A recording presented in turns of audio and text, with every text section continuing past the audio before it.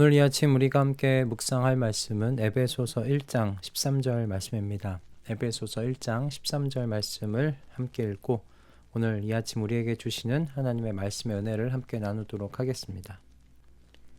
여러분도 그리스도 안에서 진리의 말씀 곧 여러분을 구원하는 복음을 듣고서 그리스도를 믿었으므로 약속하신 성령의 날인을 받았습니다. 아멘. 여러분, 어제 우리는 똑같은 본문이죠. 에베소서 1장 13절 말씀에서 하나님께서 우리에게 찍으신 특별한 도장에 대하여 말씀을 나누었습니다. 어제의 말씀이니까 기억하고 계시는 줄 믿습니다. 13절 말씀이죠. 오늘 읽은 말씀. 여기서 날인이라는 것은 바로 하나님의 이 도장과 같은 것이라고 했어요. 하나님께서 이 사람은 내 사람이다 라고 표시하시는 것이죠. 그리고 이 날인이 가지는 또 다른 의미가 내 소유를 내가 책임진다 라는 것이라고 함께 나누었었습니다. 그래서 우리는 성령의 날인을 통해서 놀라운 하늘에 속한 신령한 복을 경험할 수 있다고 했는데요. 세상이 줄 수 없는 평안과 기쁨 그리고 든든한 확신 속에서 하루하루를 살아갈 수 있는 그런 복들입니다. 이러한 복을 하나님은 성령의 인치심, 날인으로 약속하셨으니 우리 힘껏 찾고 구하자고 했었습니다. 기억나시죠? 오늘은 이 성령의 날인, 인치심이 어떻게 우리에게 임하는지 그 과정과 그리고 결과로 나타나는 참된 그리스도인의 모습은 무엇인지 생각해 보려고 합니다. 오늘 아침에도 하나님의 말씀의 은혜가 우리 모두에게 임하기를 바랍니다. 먼저 우리는 성령의 날인을 받는 과정을 좀 생각해 봐야겠어요. 바울은 성령의 날인을 받는 과정을 매우 명확하게 설명해요. 그 본문을 보면 더 분명하게 보이는데 바울은 듣고와 믿어라는 표현에 특별한 문법을 사용해서요.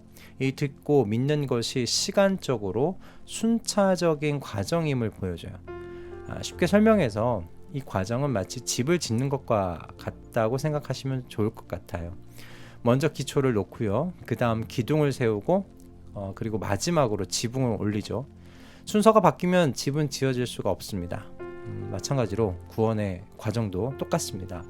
진리의 말씀, 그러니까 이 구원의 복음을 듣는 것이 기초 공사입니다. 그리고 그 복음을 믿는 것이 기둥을 세우는 일이고요. 약속의 성령으로 날인을 받는 것, 인치심을 받는 것이 이제 집 위에 지붕을 올리는 것이다 라고 여러분 그렇게 생각하시면 되겠습니다. 여러분, 이 순서가 너무 중요합니다. 들음이 없이는 믿음이 올 수 없고요. 믿음이 없이는 성령의 인치심도 있을 수 없기 때문이죠. 그래서 이 첫 번째 단계는 이 진리의 말씀, 곧 구원의 복음을 듣는 것입니다. 그런데 여러분은 왜 듣는 것이 중요할까요? 로마서 10장 14절과 15절 말씀은 이렇게 되어 있어요. 그런데 사람들은 자기들이 믿은 적이 없는 분을 어떻게 부를 수 있겠습니까? 또 들은 적이 없는 분을 어떻게 믿을 수 있겠습니까? 선포하는 사람이 없으면 어떻게 들을 수 있겠습니까?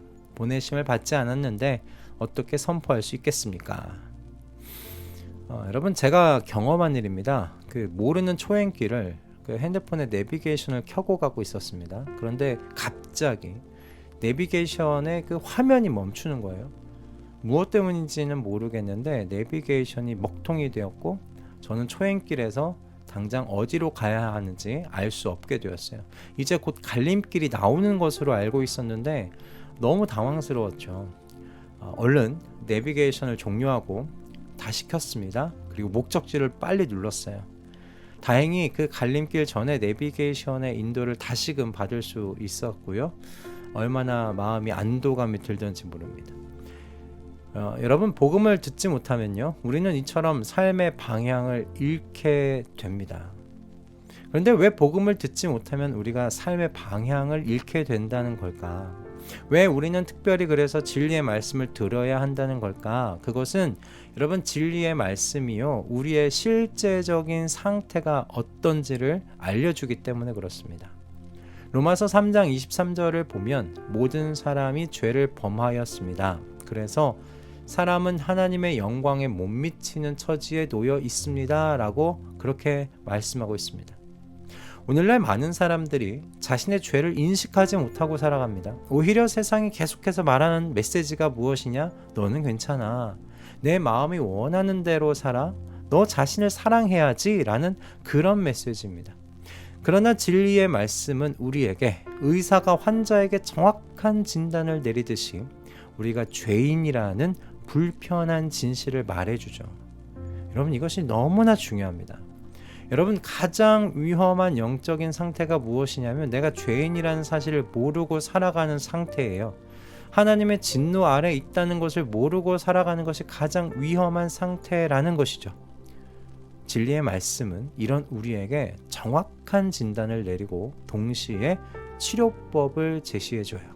예수 그리스도라는 치료법, 유일한 치료법을 제시해주죠. 그래서 진리의 말씀을 듣는 것이 무엇보다도 중요해요. 여러분, 우리는 일상에서 수많은 소리를 듣고 살아갑니다. 뉴스, SNS, 동료들의 이야기. 하지만 이 모든 소리 중에서 진리의 말씀을 듣는 것이 가장 중요하죠. 그것만이 우리 영혼의, 우리 내 자신의 실제적인 상태를 알려주고 구원의 길을 제시해 주기 때문입니다. 이것이 첫 번째 단계입니다. 두 번째 단계는 앞에서 말씀드린 대로 그리스도를 믿는 거예요. 복음을 들었어요. 그래서 내가 죄인이란 것을 알았고 내 죄의 이 길에서 벗어날 수 있는 유일한 길은 예수 그리스도뿐이라는 것을 알게 되었어요. 여러분, 그걸 듣는 것만으로 충분하지 않습니다. 중요한 것은 들은 것을 믿어야 한다는 것입니다. 그런데 이 믿음의 과정에서 성령의 역할이 결정적입니다. 이것을 잘 보여주는 이야기가 사도행전 16장에 나오는 루디아의 경우입니다.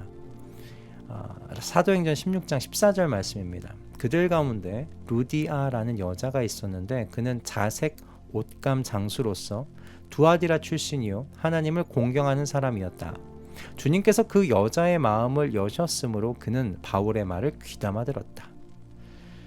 루디아는 바울의 설교를 들었어요. 하지만 단순히 들은 것만으로는 충분하지 않았던 겁니다. 중요한 것은요, 주께서 그 마음을 여셨다는 점이에요.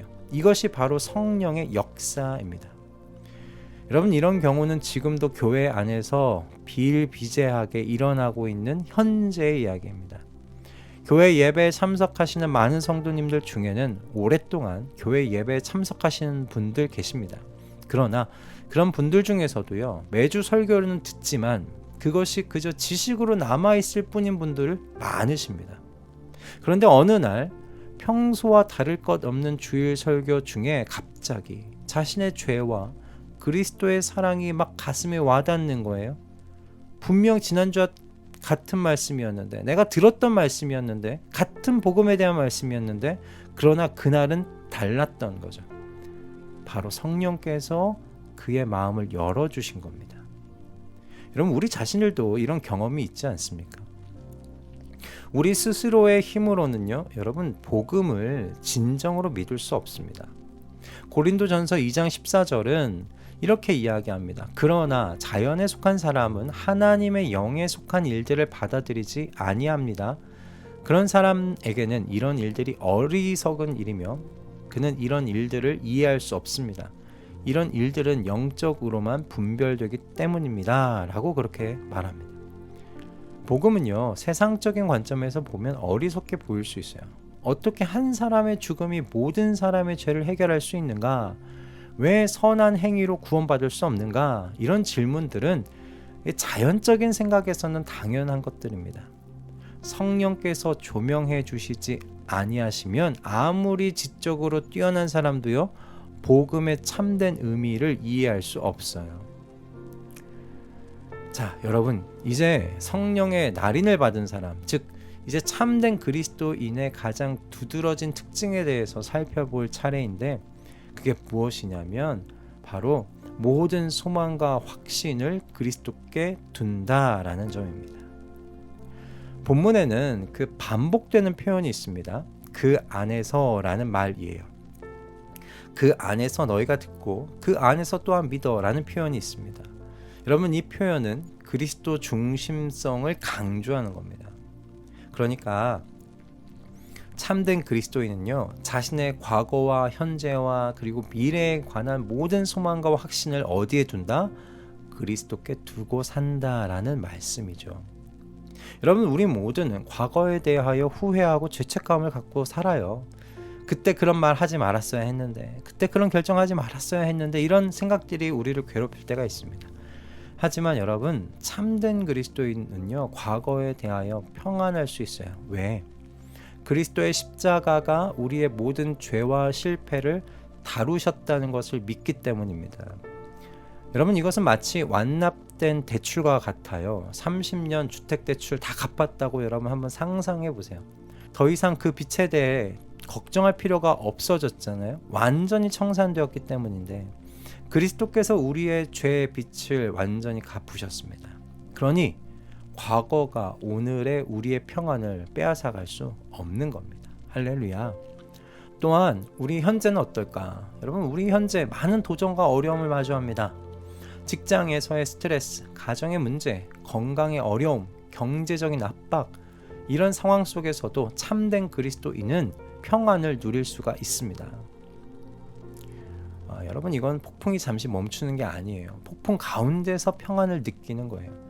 예수님께서 폭풍 가운데 주무시던 모습을 떠올려 보세요. 제자들은 공황 상태였지만 예수님은 평안하셨어요. 왜냐하면 그분은 폭풍을 다스리는 분이셨기 때문입니다.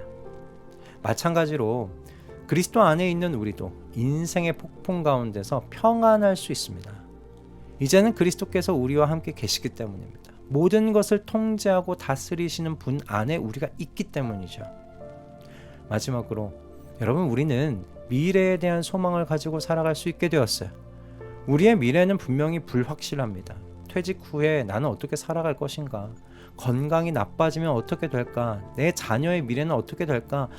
이 모든 불확실성 속에서 참된 그리스도인은 어떤가? 여러분, 소망을 잃지 않을 수 있다는 거예요.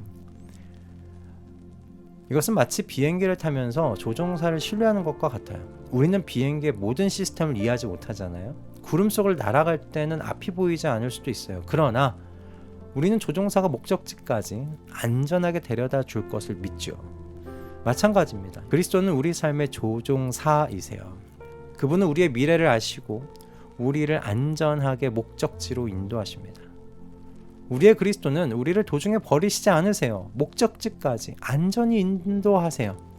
너는 내 것이라고 말씀하신 분께서요, 그 말씀을 책임지실 겁니다. 그러니 우리는 불확실한 미래에 대해서도 확신을 가질 수 있는 것이죠. 할렐루야. 이렇게 과거와 현재, 미래에 대한 모든 소망과 확신을 그리스도께 두는 것이야말로 성령의 인치심을 받은 성도의 가장 큰 특징이라고 믿습니다. 이건 그저 감정적인 상태가 아니에요. 우리의 전체 삶의 방향성을 결정하는 우리의 근본적인 태도이죠. 여러분, 오늘 우리는 성령의 인치심을 받는 과정과 그 결과로 나타나는 참된 그리스도인의 모습을 살펴보았습니다. 우리는 오늘 말씀을 통해 듣고 믿고 인치심을 받는 이 모든 과정의 목적이 결국 그리스도를 우리의 유일한 소망과 확신으로 붙잡는 것임을 알게 되었습니다.